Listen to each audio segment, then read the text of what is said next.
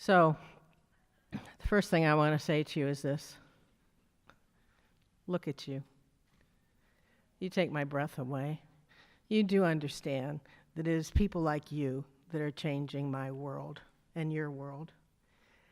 As the achievement and health of women go, so goes the achievement and health of a country and a culture. All the research shows that through the ages. It's not that males aren't important. We all know that that isn't true. But a culture that allows females to be the best they can be and to reach their goals changes the world. Corporations that give grants know that, and there's a trend to give females more grant money than males because they tend to influence more people with the money that's given to them. So look at you. You hold our country in your hands. I hope you understand that. You are sculptors of female brains. I'm going to explain that to you. Every moment that a girl experiences influences her. So a famous psychologist said this: every interaction a child has during the course of a day influences the adult that that child will become. Yes, it was me that said that. And this excites me and scares me. In my book, I talk about crucible events. These are things that forge you. The death of my father when I was 14. Every minute of my life has been impacted by that in very positive ways and very negative ways. We know that events are crucible. But here's the part that gets me. I also write about crucible moments. This is just a moment in time. Somebody gives you a look, somebody says a few words to you, and we don't know which ones stick. I call them stickies. We don't know which ones stick, and they change you forever. 40 years in this business, I can tell you that every girl and every woman that I have talked to has gone back to a crucible moment in their life. And it's usually some adult, or negatively, some peer on social media these days, but it's usually some adult that has moved them to their greatest heights, just by smiling at the right time or saying something. These crucible moments, you can't know when they're happening in the child in front of you. Keep that in mind. Every look that you give them, everything that comes out of your mouth, has the potential to stay in there forever. There's a little thing that looks like a hook in your brain called the hippocampus, and that's where long-term memory is. And once something goes in the hippocampus, it stays there forever.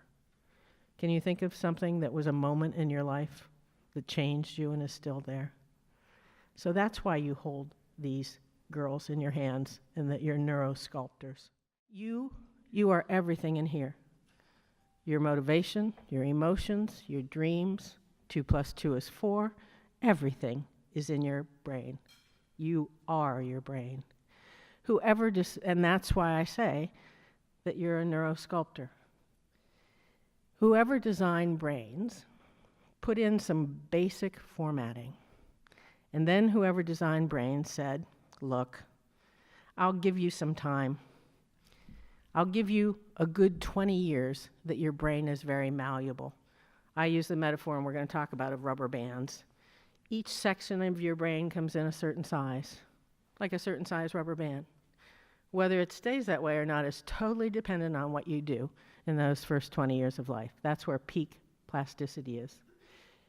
With my gray hair, I want to quickly say, you can change your brain and stretch your rubber bands until the day you die or get dementia.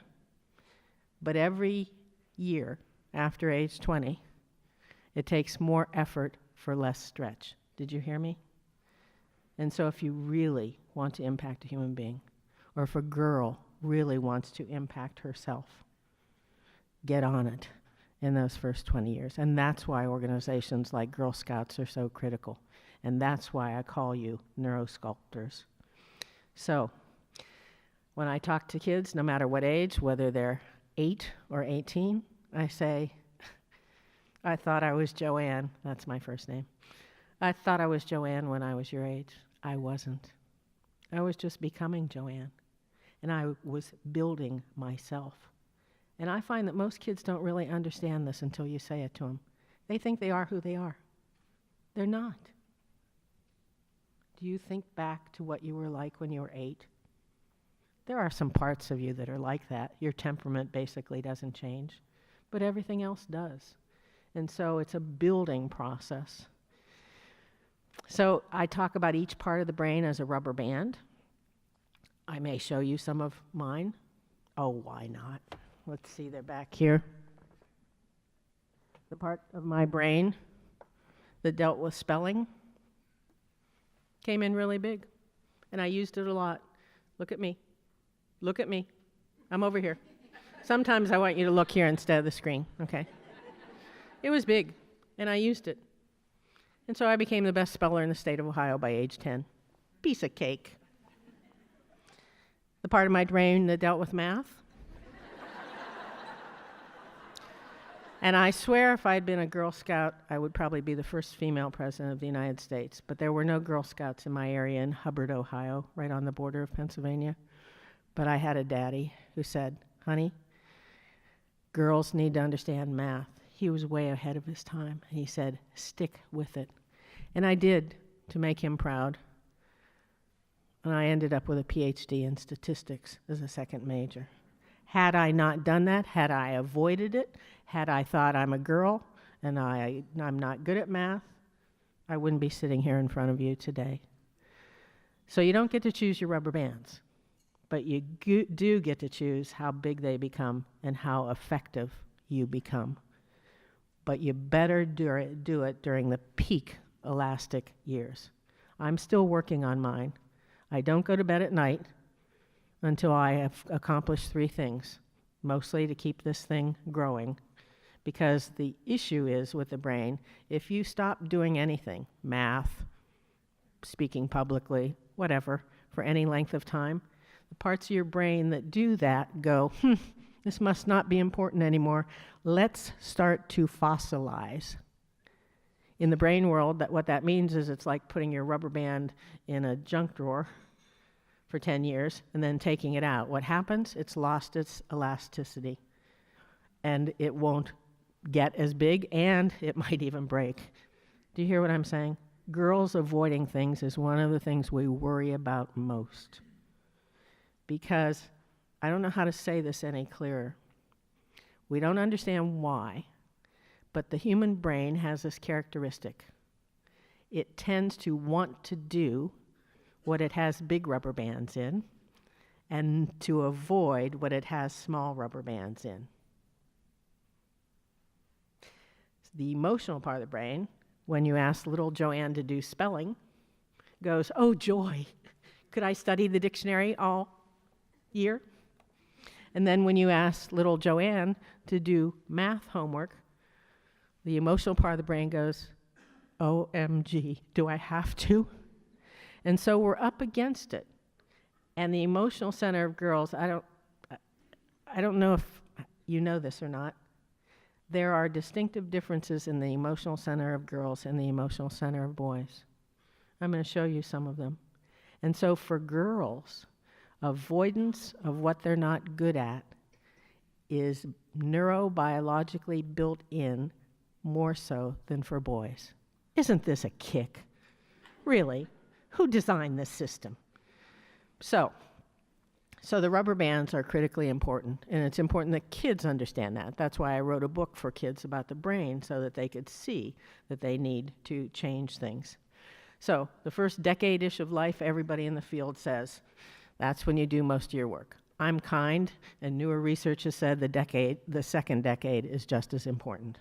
So I'm giving you 20 years to give it the best that you can give it in human beings. After that, if you're older than 20, keep working hard and longer, okay? So you can change all parts of your brain. The 3 major parts that I talk to people about, the prefrontal cortex is the seat of judgment. You can change that. You make stupid judgments, that's actually quite good, because there's a part called the ACC. I didn't show it on the thing, but if you go right to the middle of your head and you dig in about a half an inch, don't do it. There's a part called the ACC. It's the anterior cingulate cortex, if you want to be exact. And it has a particular function. It only gets activated when you make a mistake. And everything we've learned is that it's designed to do this. Look at me. Hey, this is important. Learn it. Let it impact you.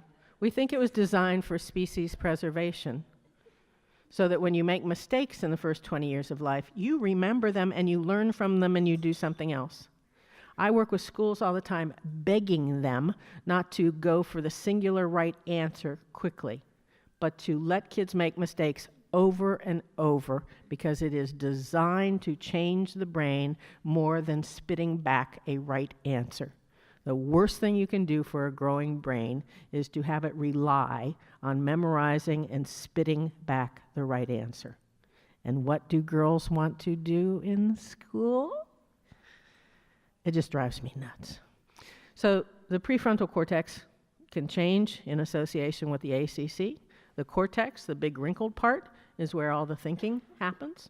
And the amygdala and the part that's near it, called the limbic system, that's where your emotion is, where your instincts are, where your motivation is somewhat.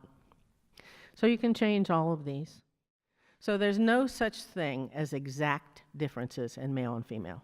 There are what I call 20%ers. 20% girls aren't as bothered by making mistakes. Do you hear me? They forge ahead. 20% boys are bothered a lot by it. And I mentally size all of you up as whether you're an 80% or a 20%er. You want to know about Pat? I know her decently. BJ, I've been sizing you up with your green hair. I put you right at the 20% mark. Because the emotional center of 20%ers, there's a kind of a crossover. There's no boys are, girls are. It's a continuum. And in the middle, we have those 20%ers. So, having said that, though, 80% of girls are bothered emotionally and rationally more by making mistakes and taking risks. It is neurobiologic. Just trust me, it is a neurobiologic predisposition for very important reasons. And so we must go against this. I call it hug the monster. And we're going to see that. My Dana was afraid of swimming. What did I do? I signed her up for swimming lessons when she was 3. I told the crew last night when she said, "But I throw up when I go near water." I go, "I'll be there with a trash can for you." Okay? So, hug the monster, or what I call the magic of doing.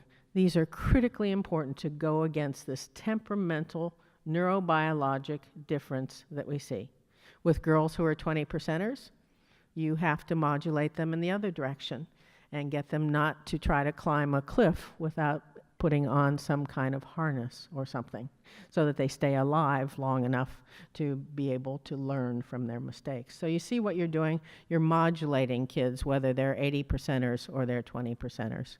So I could show you slide after slide that documents that although we have the same basic hardware up here, it's organized very differently, it's attached very differently, and it has some significant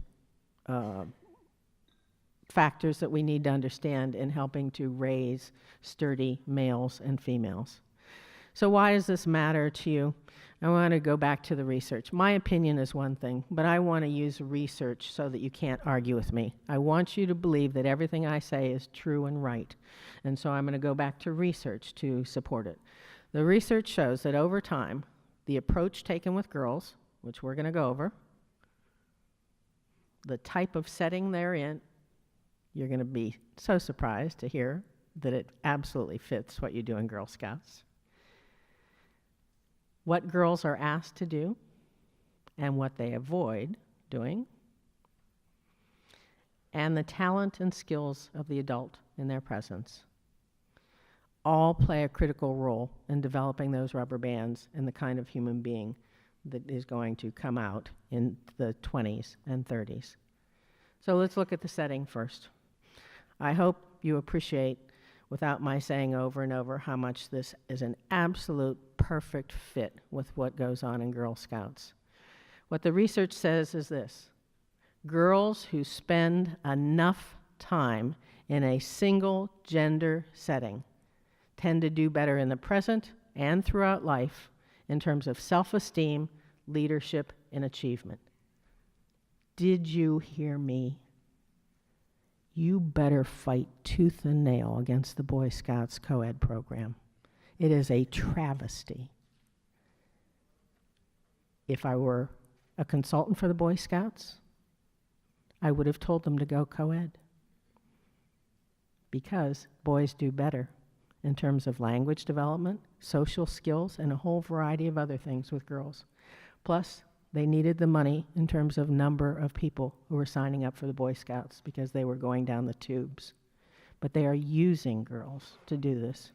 I can say this to you. Your leaders can't put it quite as bluntly as I'm putting it. It's a travesty because of this research. I work with girls' schools all over the world. Not that every girl has to go to a girls' school. It just says enough single-gender setting. But if I have a girl that I'm not sure about how sturdy she's going to be, and I have the opportunity, I'm going to send her to a girls' school. But less than 1% of girls in the world have that opportunity. It's up to organizations like you, the Girl Scouts, Girls Inc., and a variety of others. Girl Scouts more prominently than any other. You touch the lives of more girls than any other girl organization. If a girl believes the adult she is with cares about her, she will take more risks, learn more, and grow more. Did you hear that? And the obverse is true. If a girl believes the adult she's with, her Girl Scout leader, her teacher, her mother, if she believes she doesn't care about her, she will be stunted in that growth. And that's the power of oxytocin. And I have to say to you, those of you who are Girl Scout leaders, a Girl Scout leader or a teacher that has favorites, I don't want to see you, because the non-favorite girls don't do as well. And they know. Every girl in every group knows who the favorites are, don't we, ladies? And so you better work really hard not to let anybody know that you have favorites, because it is a natural neurobiologic tendency to like some people more than others. You do understand that, don't you? Now, at my table, I do like some of you more than others. But you don't know that, do you? And you will never know that, because I don't know which one of you is going to leave money in your will. You see, you spell it D-E-A-K. The non-favorites. As an adult, you may never let children know that you have favorites. Never, ever once, because the non-favorites pay the price. The other thing that affects girls, if their leader, their teacher, their parent is passionate about what they do. If you walk into my science class and I'm your science teacher and I go, electricity, we're going to deal with electricity today. I had a science teacher at the school I worked with who looked like a female Freud, not Freud, Einstein, wild hair. The girls couldn't wait to get to her science class. They would bring in things like gooey worms and things because Mrs. Farrell, was so passionate about science.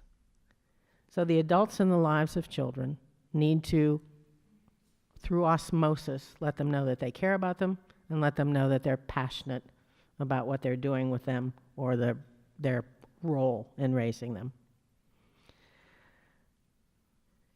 The approach. Here's where we look at Girl Scouts again. This is the approach that the research supports for the best change in a positive way in girls. Collaborative, team, working together, communicating, with some individual stretching. I can't tell you how much I like those new badges. I love the individual stretching, but you do it in a container that is the best container for growth of a girl, a caring group of females. And then you get your best possible stretch.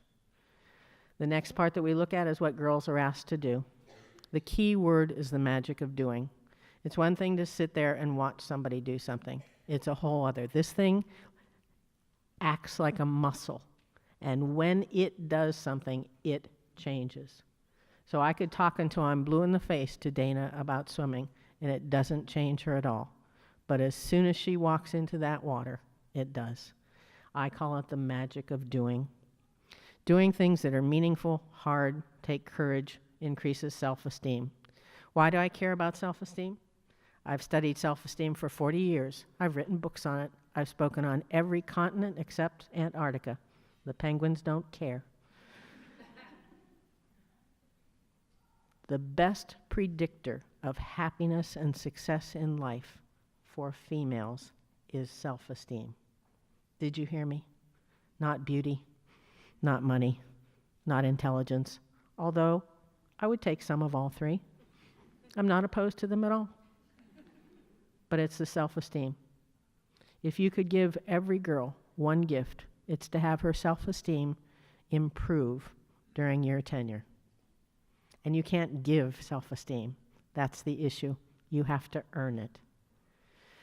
One of the main ingredients in self-esteem is confidence. Some people, like my Dana, were born with a teaspoonful, and some people are born with a quartful. Girls more than boys have self-esteem issues in general throughout life and have lower self-esteem at every age than boys in general. This kills me. So to increase the self-esteem gradient, we have to begin early and get kids to do things. My Dana, for instance, she was born in the grit resilience, which is part of self-esteem. On a scale of 1 to 10, she was born a 1. Her best friend was born a 10. Catherine was her best friend. Catherine was outside one day in our 100-foot tree, swinging, going, Dana, Dana, come on up. Dana's out there going, Catherine, you're going to die. And then Dana came to me at age 5 and said, I don't want to be me. I want to be Catherine. I cry before I go to school every day. I can't climb that tree. She has such fun. I want to be Catherine.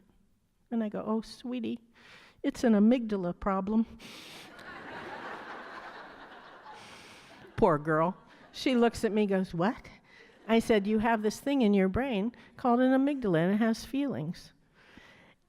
And I simplified it dramatically, but this is also true. You have a left and a right side to the amygdala. The left side, the red rubber band, feels fear. The right side, the blue, feels courage. I said, Catherine was born with this. Look at me. A big blue rubber band and a small red one. You were born with the opposite, a big red one and a small blue one. She goes, so I just need a big blue rubber band. I said, yes. She goes, where do we buy it? I said, oh, honey. She goes, do I eat something? I said, you know how you hate to go swimming? She goes, no. I go, yes. You know how you don't want to raise your hand or talk in class? She goes, no. I go, yes. You know how when Catherine invites you over every Friday night to stay at her house, you cry and say you can't? She goes, no. I go, yes. So I think she's 5. I'll have to talk to her a long time about this. Friday comes. Every Friday for the last year, Catherine calls to invite her to stay overnight. The phone rings. I don't even answer it anymore. Just give it to her. I hear this. Hello? Okay. Yes. Bye. She gets off the phone. I say, was that Catherine? She goes, yes. I said, did she ask you to stay overnight? She goes, yes. I said, did you say yes? She goes, yes. And then she pulled out the blue rubber band, which she now keeps in her pocket. And she says, with tears coming down her face, I have to. She goes upstairs. She packs her little suitcase that has never been used. She comes down the steps, and now the snot is coming and the red face. And everything. She walks out the front door. She walks across the front yard because Catherine lives next door. And I'm dying inside. Everything inside of me is hurting for her. And I want to say you don't have to, but I know she does. And that's the hard part, isn't it? Isn't it? So I let her go. I go home and fill a glass, not with milk, and I go to bed because I can't stand it. The phone rings at midnight. I can't make it. Can you come and get me? Enough. It's a hard word. It was enough. I went to get her. I brought her back. She pulls it out. She goes, did I break it? I go, oh, baby, you stayed 4 hours. Look what happened. The next Friday, she timed it 4 hours and 5 minutes. Took a year, but she made it the whole night. Confidence. She's a different person. I don't even know where in the world she is now. She is traveling the world doing wonderful things. Traveling the world when she couldn't go next door. Her blue rubber band is a thing of beauty. I have to tell you, though, her red rubber band is still as big. She's very sensitive. Taking risks still bothers her, but now she has a muscle here that helps counter that. Do you hear what I'm saying?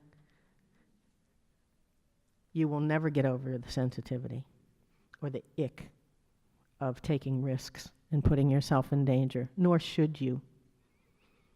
But you develop that other muscle, and then you keep putting one foot in front of the other. Isn't that what you want for every girl? Girl Scouts. The second ingredient of self-esteem is competence. Quick story about me. When I was 5, my family went to a fishing camp. We learned early on this year that the fish would bite only on frogs, not worms, not lures. So frogs became valuable. We kids would collect them, sell them at the dock for 5 cents a piece. In 1953, that was like $50. I was getting rich. And then we learned on the third day that greenies, that's why you have green frogs. Please don't let them stay there. Decide who gets them on your table. We found that greenies were catching the biggest fish, and they became worth $0.25 apiece. Well, that's like $100 now. But the greenies were fast and had great peripheral vision. I'm a 5-year-old girl, and I couldn't catch them. The only one that could catch them was Sam, a 10-year-old boy who was so lickety-split fast. It bugged me. I taught the group last night, new research about sleep. If you get enough sleep, your brain problem solves all night long.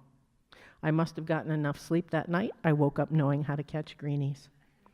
I went out, caught 10 greenies, went to the dock to sell them. Nobody had greenies, not even Sam. I learned 2 things. 1, don't do that in front of boys. Sam never talked to me. That was a bad learning experience on my part, and I've gotten over it. But the second part I learned was, if I could catch greenies as a 5-year-old girl, I wonder what else I could do. Competence, even if it's about something that doesn't seem to be important, like catching frogs, competence generalizes. You need to help girls find some area of competence during your tenure with them. So your job, to end this, you only have 3 things to do in your tenure with a girl, whatever that is, as a mother, as an aunt, as a teacher, as a Girl Scout leader. You only have 3 things to do. We've learned in the field of psychology, if you keep things to 3, no more than that, people tend to retain them and actually learn from them. You never go to 4. So I've distilled it down to 3. 3 things you have to do before a girl leaves you. Make sure she has stretched her rubber bands, especially the small ones, because she has a short period of time to get the best bang out of the buck there. The big ones will grow on their own. I hate to say this to you. If you say to me, my daughter is a great mathematician, I want her to take more blah, blah, blah, or no, I want her to take more math, I'm going to say to you, no, I don't want her to take more math. I want her to take what it is that she's not good at. This goes totally against letter grades, by the way, which I talk to schools about.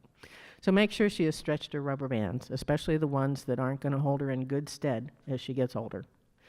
Make sure she has hugged some meaningful monsters during her tenure with you. It will change her.